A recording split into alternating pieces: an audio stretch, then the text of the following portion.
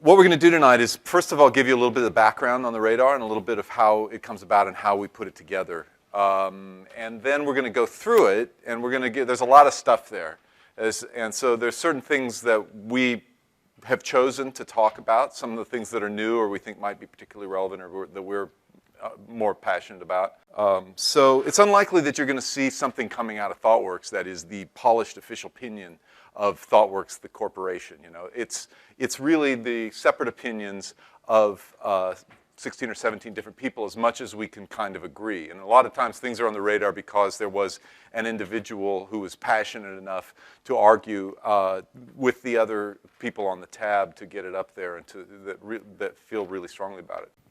So this is a few of the tab members up here. This looks like one of the ones from Chicago. Great view, usually, but you've got Martin there, Mike Mason, Evan, Neil. Neil Ford and Martin are two examples of some of our luminaries who write books, present at a lot of conferences and things like that. So the radar is, you know, is about helping these guys articulate their vision of what technology is today. We're thinking about how do we kind of bring in technology, what do we do with it when it's at certain levels of maturity, and as we started to kind of talk through this, we realized that we started to kind of put in mind a radar about things coming off screen into our zone that we wanted to do something with, and the closer it got in, the more information we needed on that thing. So that's kind of where it started, and about 12, 18 months into it, after we started doing this for ourselves, we started to say, well, this is interesting information. This is stuff that we shouldn't just sit on and use for an internal purpose. Why not share this with everyone else? The radar kind of looks a little bit like this, and I'll let's... looks a lot like this. Yeah. So the metaphor is a radar, obviously, and it should be sort of self-explanatory in that things arrive on the periphery, and as they become more and more of a threat, they move in towards the center. And the idea is that as innovations appear, they appear on the periphery, and as they move into greater, more wider adoption, and we have more confidence with them, they move in towards the center. We've labeled the rings, and I think one of the key things to understand is that once things get past about the middle ring, the trial ring, we call it here, there are things that we've actually used on projects. If something makes it past this spot here, then we consider it that something that we've used and would recommend.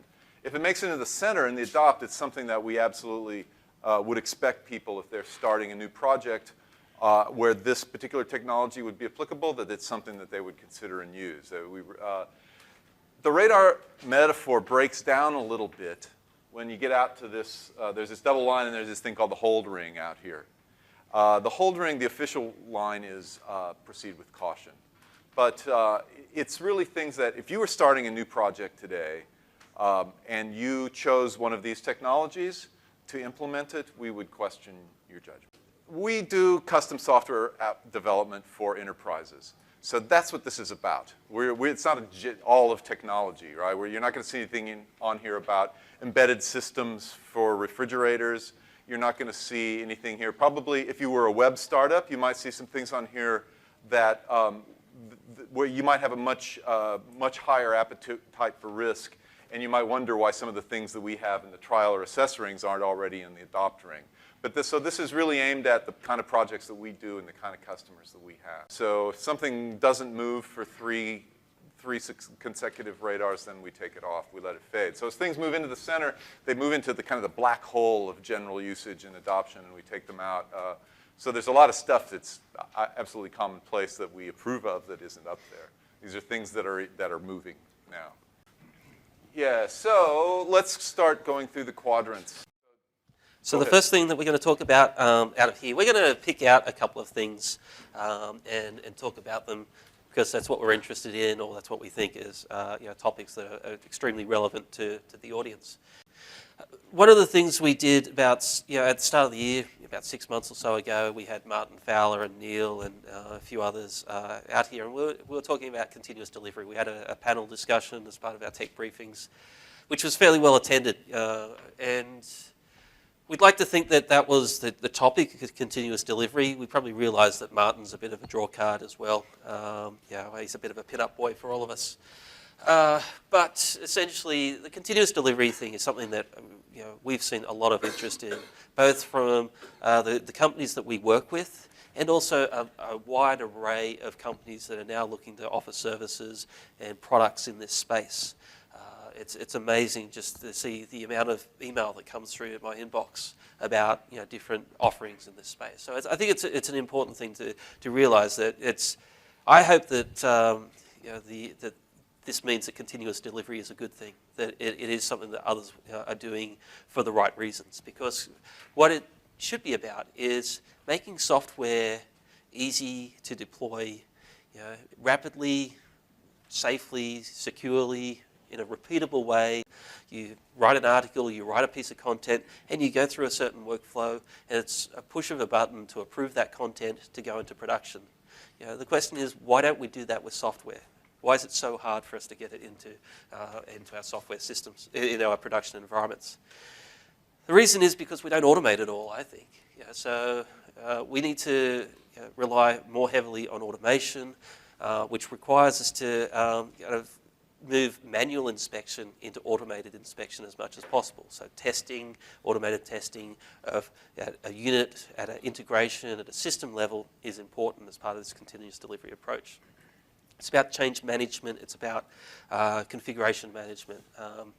One of our colleagues, Jess Humble, we have to give him a plug for the book. It's a good read if you haven't read it yet. Continuous Delivery, available on Amazon. DevOps is the other thing that sometimes is the term that sometimes gets used interchangeably with continuous delivery, and I would argue that they're very different things. I think that they benefit from each other, but they are different. I see continuous delivery as more as a methodology or an approach, and DevOps is more of a cultural shift. The idea that organizations have created these silos of delivery and operations, and told both of these two silos that they should be as efficient as possible, and here's the measurement that I'm going to give you. For delivery, you have to deliver stuff as fast as possible, be responsive to the business. To operations, you've got to be stable, you've got to make sure that nothing goes down. Well, you kind of bring those two things together, those two objectives, and if they're not kind of working to help each other out, they're actually working against each other. And I think we see that often within the IT industry. So DevOps is about trying to break down those barriers, remove that siloed mentality, and increase the collaboration between the different organizations. The ultimate goal for many organizations is getting to a point where I could write code and deploy it all the way into production without having to have any gates whatsoever, because all the automated processes and all the automated steps get us there and make sure that I'm actually deploying software safely. So continuous deployment is kind of like continuous delivery plus. It's something that places like Flickr and Facebook are employing on a daily basis, where they're making multiple deployments into production.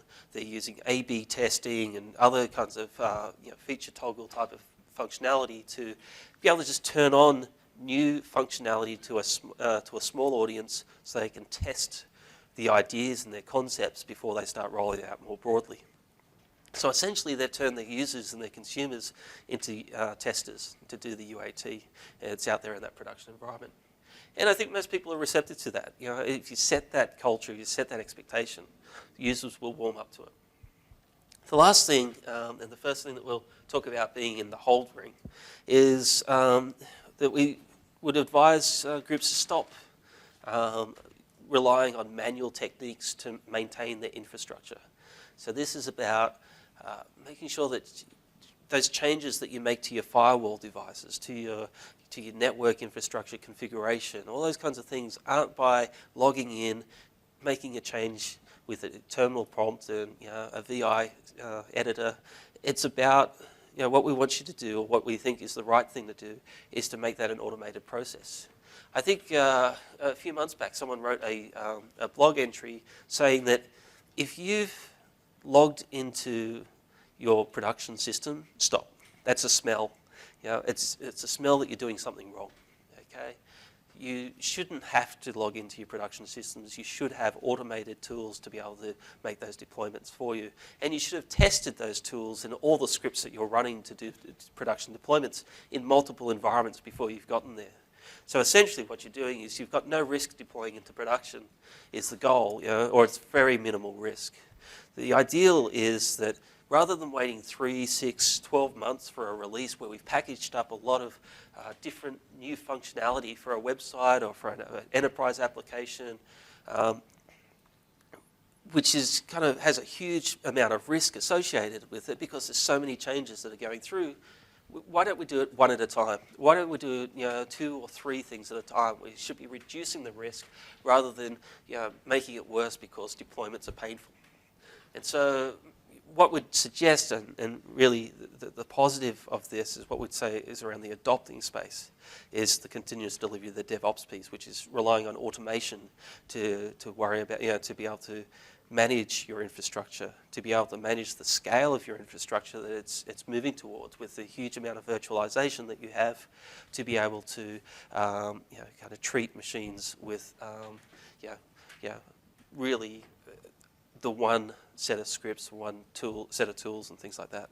And I think in that space we've got a lot of things that support us today than we probably, more so than we did a few years back. We've got things like in the open source space, Chef and Puppet, commercial space, there are a number of tools as well. These are the things that will help you to run commands on a remote set of servers that you really shouldn't know the name of.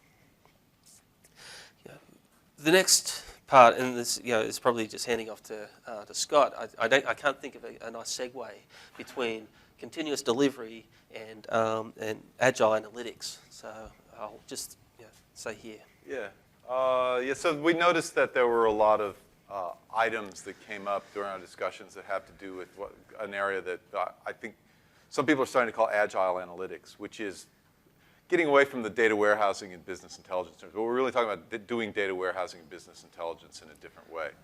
And I increasingly talk to customers on the business side who are frustrated with the results of with what their data warehouses have to offer.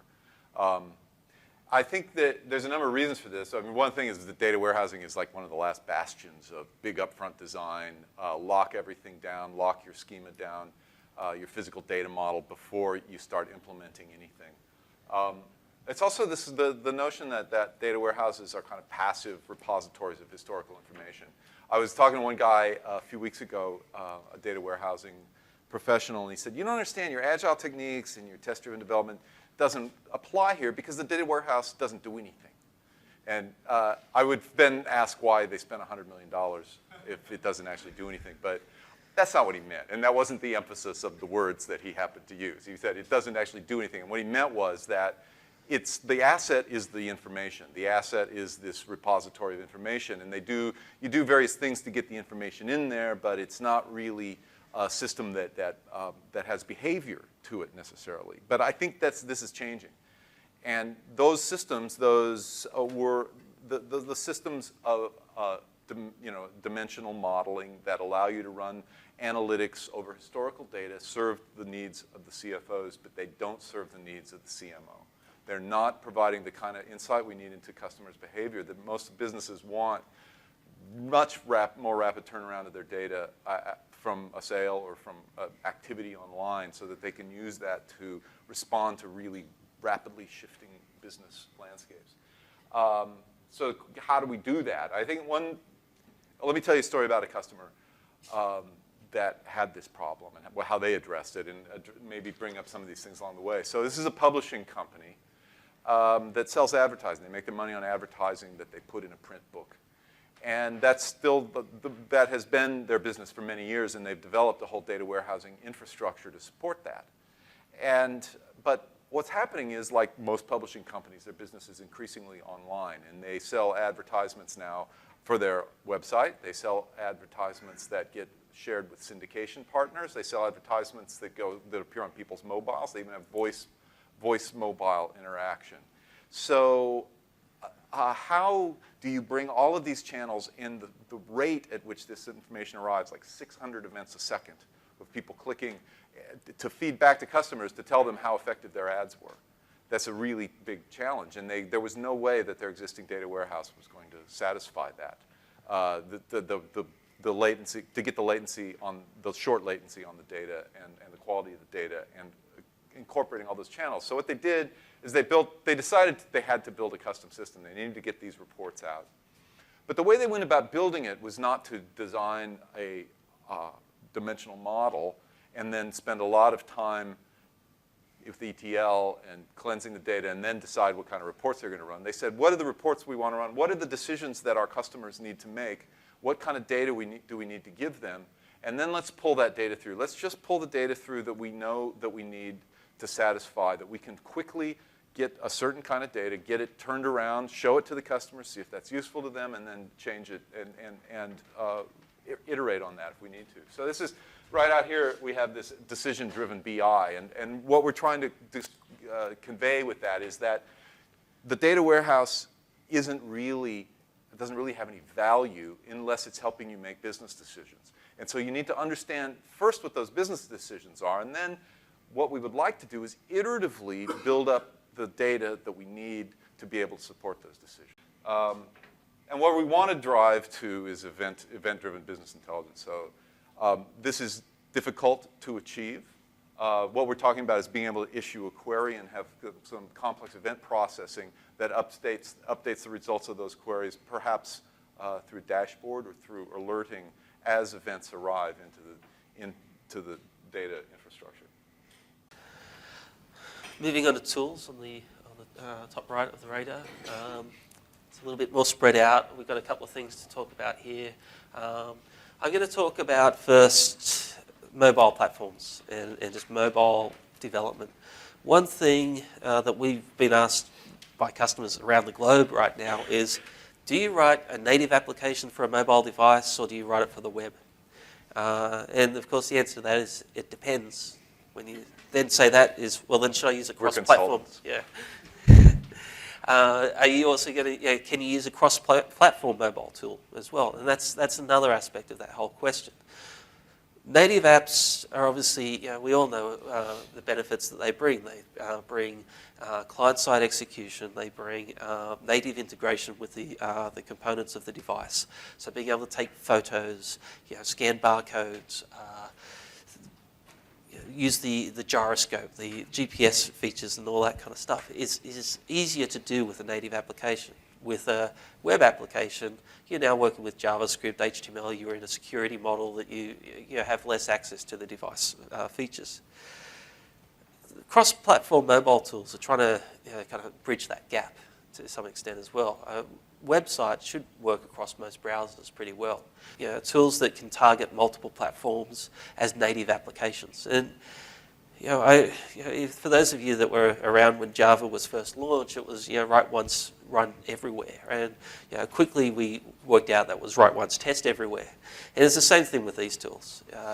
You first of all need to make sure that you're checking on every single device that you're trying to target with these tools. If you do want to go outside of the layer of abstraction that these tools give you, essentially what you've got to do is start to kind of jump through a lot of hoops, work around things, call out to native UI components, and possibly with the IDEs themselves, create separate projects for each application type that device type that you're targeting. So we really haven't felt that these things deliver on the promise that we were really hoping that they would.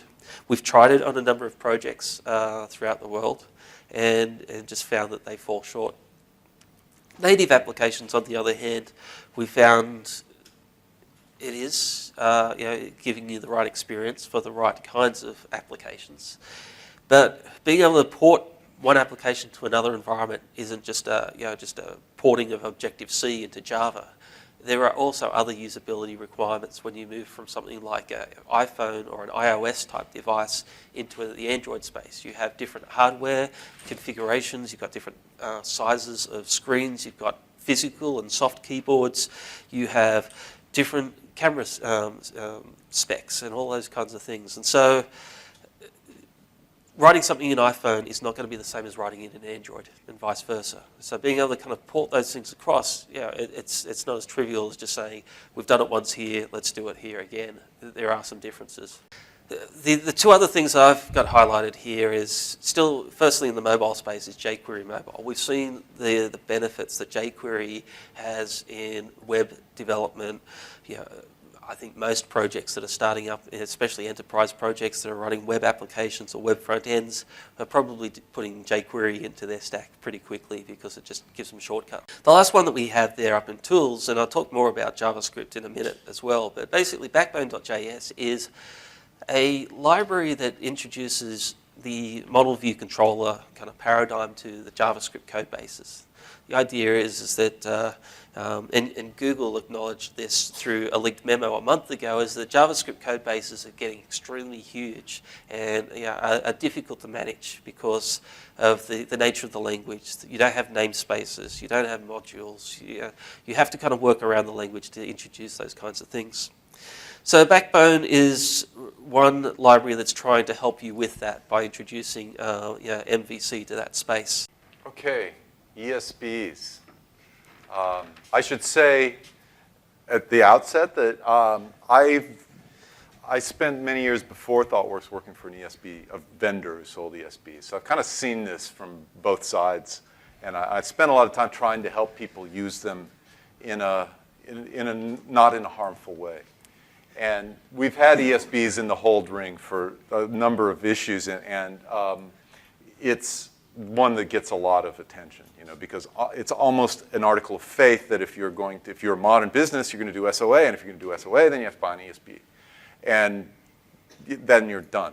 So, well, that last part I think is not, happens a lot, but I know that's not people's intent. The big thing. One of the big things is the tendency of people to put application logic in the ESB. So they make not only the transport of information easy, but they also make it really easy to create programs. And so people get an ESB, they then create an integration group. There's another group that sits in the middle of the business that starts putting business logic in the ESB. Many times, most times, you would be better off putting that business logic out at the edge where there is a business capability owner that can own that capability and make that part of the service. Really, you should be thinking not about ESBs, but service design. How are we going to design the services that we're going to reuse at the edges? So it's this tendency of the ESBs to, instead of simplifying things, which is why people bought them in the first place, to have the opposite effect of complicating things, because now your application logic is spread out all over the enterprise, and you have to now have 5 times or more pairwise communications with people if you want to get anything done, because now the integration group owns a lot of the business's logic. That's not to say that ESBs are useless, and they do provide some technical functionality that's quite useful. For example, providing a single security layer for all of your service access to go through.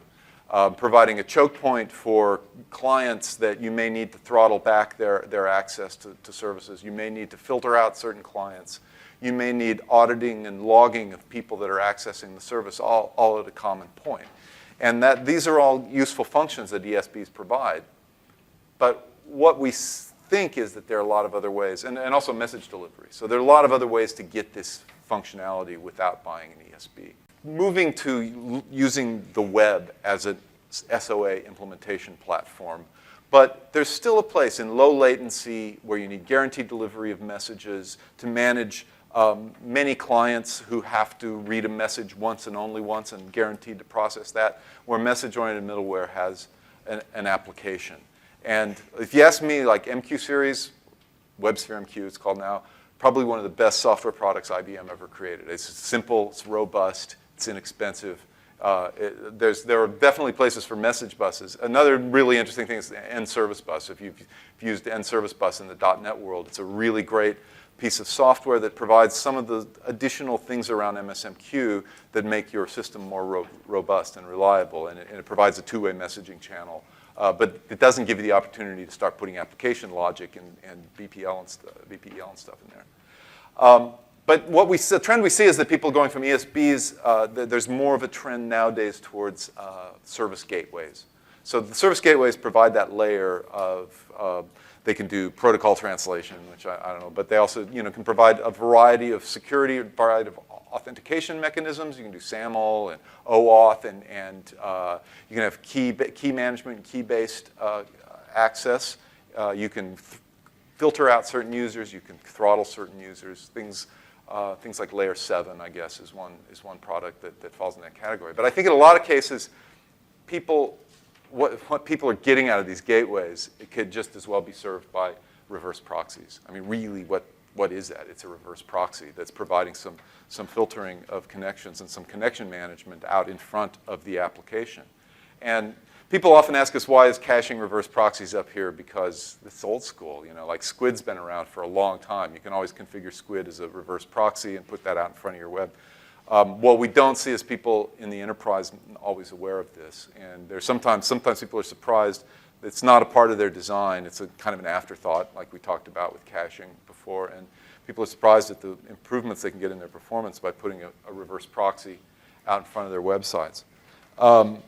There's some interesting developments. Nginx, is an open source web server, it has an interesting single-threaded asynchronous I/O model. Does many of the things that the service gateways do. It's an open source product that can be configured as a reverse proxy, and it'll do connection management.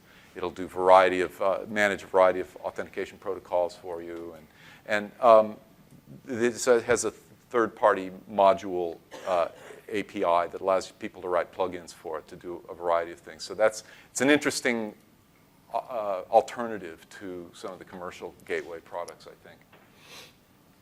And now what we're seeing more and more is the trend. First of all, there's a move to APIs, right? To businesses say, we have this core capability. Businesses, Google and Amazon started this idea. We have this core capability. Let's open up the API to developers, third-party developers, to build value-added services on top of our core capability. We'll get some benefits, and they'll get some benefits, and we'll get more users.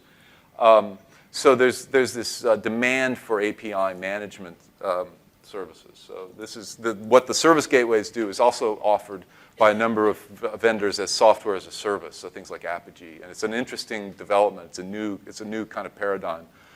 So that you can put Apogee out in front of your APIs and provide, and without having to host anything internally, you get all it's protocol translation. You get different kinds of authentication, key management.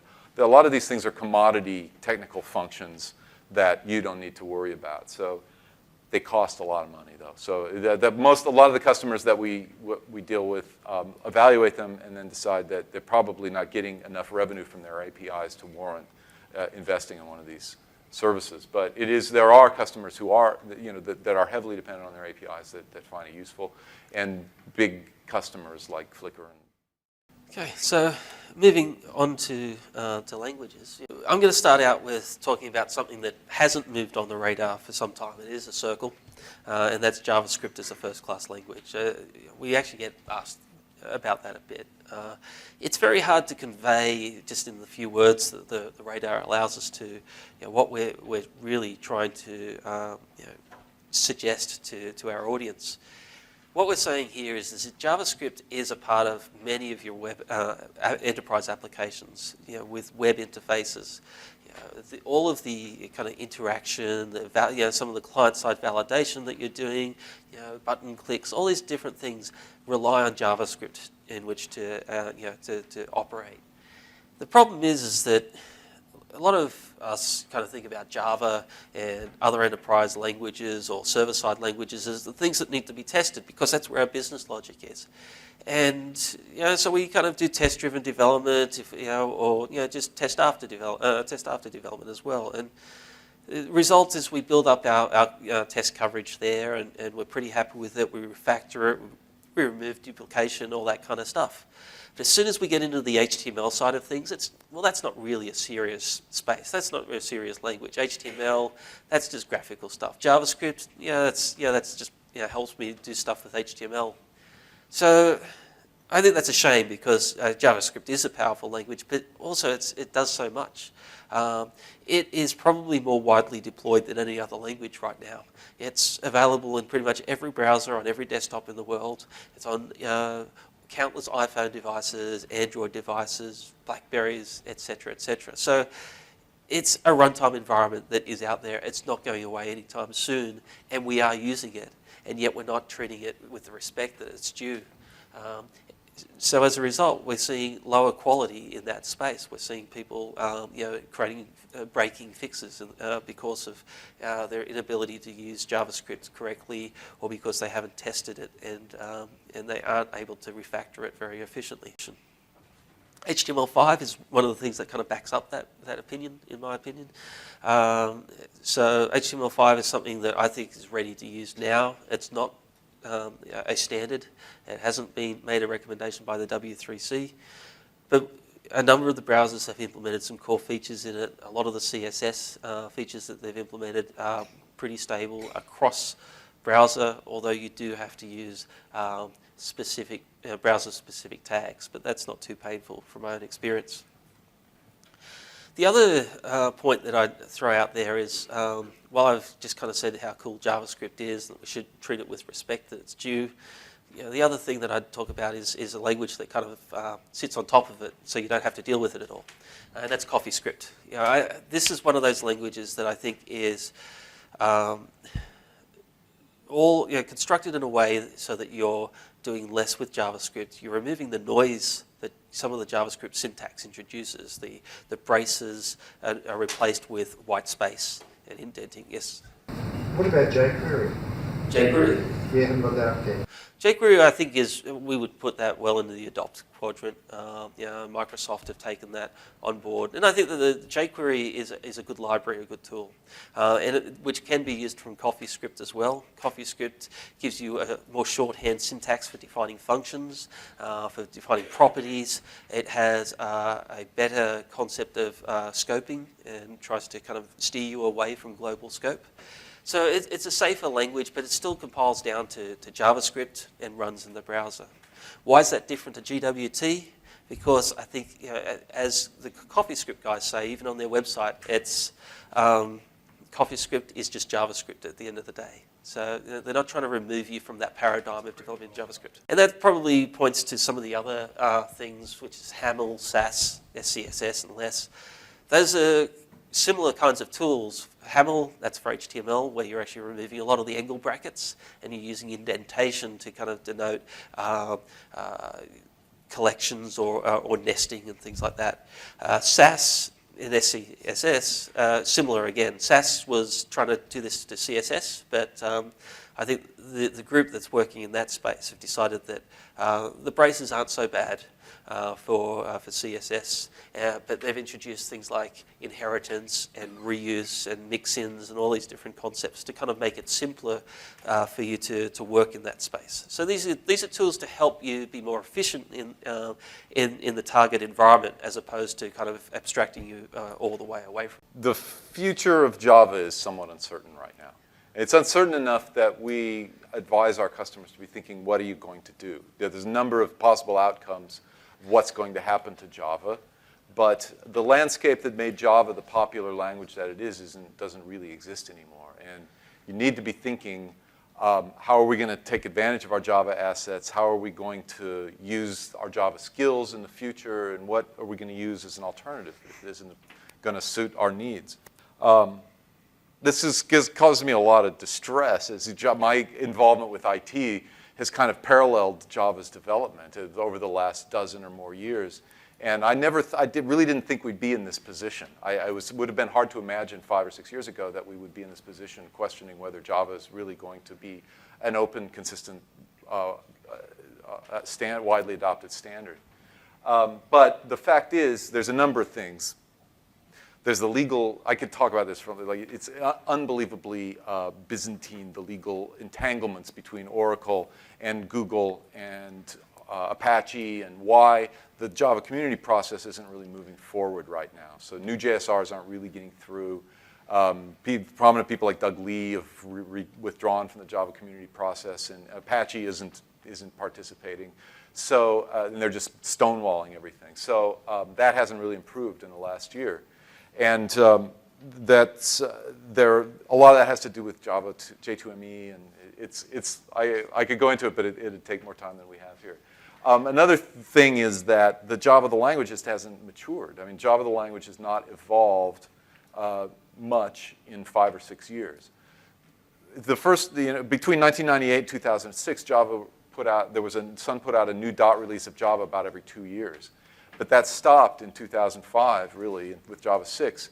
And Java 7 just came out, you may be aware, a couple of months ago, with very small change. You know, it was called Project Coin, Java 7, because it's small change. You know, there was a handful of kind of syntactic changes and things, and there was an invoke dynamic that does help a lot of people. But the big change that's coming up with Java is the introduction of Lambda expressions, and that's at least a year away, if not more. Compare this to C#, which has just continually innovated, continually evolved. As much as I hate to say it, that Microsoft has continued to improve things like link expressions and Lambda expressions and the delegates and the ability to have classes, open up classes and add methods to them. These all make for much more expressive code. It makes for more concise code. It makes developers more productive, and it makes for a better, more pleasant environment. 4 years ago, I was up here talking about Ruby, and the idea of writing Ruby in an enterprise context was completely radical at that time, and with that, some people had bets on whether we'd be standing here today, how many enterprise applications would be written in Ruby. And if we have, as it turns out, I mean, probably at least a third of our business comes from Ruby in big enterprises today. But the people, I have to caution people when they do that it's a commitment and that you can't stay stagnant. If you expect to write the application and then never maintain it again, yet be able to upgrade the platform underneath it, that's unrealistic. You have to be committed and willing to maintain and stay up to date because it's a really rapidly changing environment. But a lot of people find that's a worthwhile trade-off because of the productivity gains they get and the people they're able to attract when they adopt that. Because that's why one of the big factors in choosing a language is attracting the right developers. That may seem illogical, but I know a number of organizations that adopted Ruby and are now looking at Scala because they want to be a destination employer for really highly skilled developers, and that's one way to bring them in. Yeah, so there was a number of things about cloud. So this is obviously cloud is a big topic that's changing very rapidly underneath us and something we have to be aware of. The AWS, the first thing I wanted to talk about is infrastructure as a service in AWS. We're still really excited about Amazon Web Services. And I liken AWS, I think AWS is to infrastructure as open source is to software. I think, to me, that's the really revolutionary thing about AWS, is that it allows the ordinary person that doesn't have access to a lot of big iron to experiment and tinker with infrastructure and come up with new concepts that maybe would never be born as people that think differently. And we see this in the open source world all the time. Open source gives people the ability to build things in their garage that then expand to be useful in the enterprise world. And we're going to see the same thing, I think, with infrastructure. We're just at the beginning of an explosion of innovation around infrastructure. And things like Puppet and Chef, I think, are examples of that. It's really the cheap availability of virtualized systems that's driving the idea of infrastructure as code and blurring the distinction between forget what's infrastructure, what's application. That is an antiquated concept. The idea that you can maintain your infrastructure over here and deploy applications on it, it's all application. It's all code changes that affect the way your application works in production, and you need to start adopting a holistic attitude toward it. And that's a bit of a philosophical rant, but I think AWS is doing a lot to drive that. But what's really moving quickly and what's really interesting is the platform as a service offering.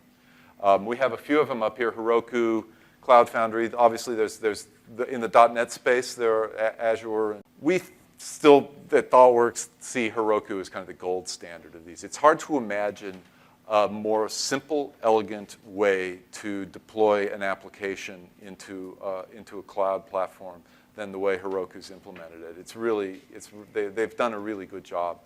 So and it's organizations like that, social impact work that we do for small organizations that don't have an IT department, they don't have their own operations group, they don't have a hosting provider already.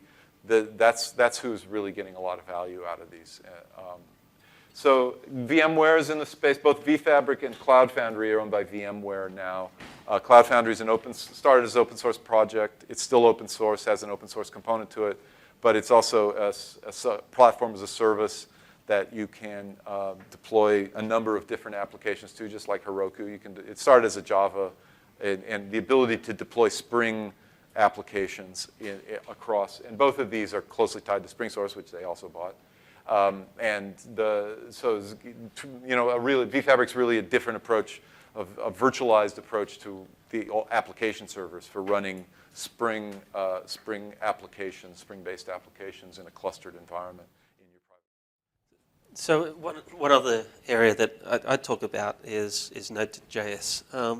And there's a nice tie-in to those other providers there. Heroku, as an example, started out with Rails as a runtime environment, as a framework for developing applications, and then providing the infrastructure to deploy that. So I think Heroku benefited from a good, solid web framework before they didn't need to create that. They just needed to create the way to deploy it in a scalable and safe way. These guys have now moved on. Cloud Foundry, Heroku, there's a number of other providers in this space that are also offering other platforms. Java's one of them, Clojure in some cases, and Node.js is another one. Now, Node.js is a kind of a server-side JavaScript platform. It takes a different approach to a lot of these other things. It's kind of like, we were talking about Nginx before, which is single-threaded and event-based, and this is what Node.js does as well. It's basically one thread running through and answering all your thousands upon thousands of connections. It's very efficient, it's very lightweight, and the way that it can handle one thread handling all your requests is because it's not waiting for I/O. I/O takes a huge amount of time. It blocks your threads. You're waiting for your database, your file system, your network access. All those things are done asynchronously within Node. So JavaScript's a good language for that kind of concept. You can also build CoffeeScript on top of that too, if you kind of want to move to a cleaner syntax. It is very performant. I'm really blown away by it personally. I'm really interested in it. I don't know if some of you may use Yammer as an enterprise service. Yammer is kind of like the enterprise Twitter, and they use a lot of Node.js internally, from what I understand. But also the WebOS, which is HP or Palm's operating system, uses Node to be able to write services on the device as well. So it's a very lightweight environment that can scale up or down to the environment that you have. Final comment, this was our picture. You probably need to develop your own picture, and we'd be happy to talk to you about that too, about coming up with your own enterprise radar.